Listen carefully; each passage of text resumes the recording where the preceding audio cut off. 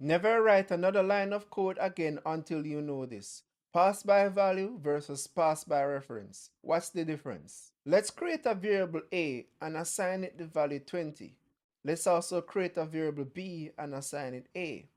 Then when we do console.log, we can actually print the results. So as you can see here, at this point, b gets its own copy of the value 20. Now when we update b, let's see what happens. So we do console.log again.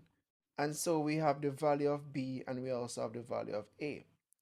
So when I change b by adding 10 here, b becomes 30, but a stays at 20.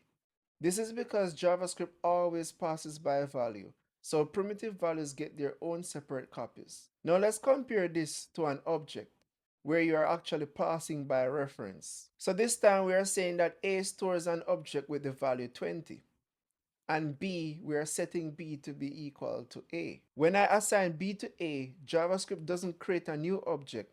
Both variables now point to the same object in memory. So B also stores num as 20. Now when I update b.num, I'm actually updating the object they both share. So let us see what happens here. So we do console.log and we're gonna log the values of B and A. So as you can see, b.num becomes 30 and the a.num also becomes 30. So both objects actually share the same data.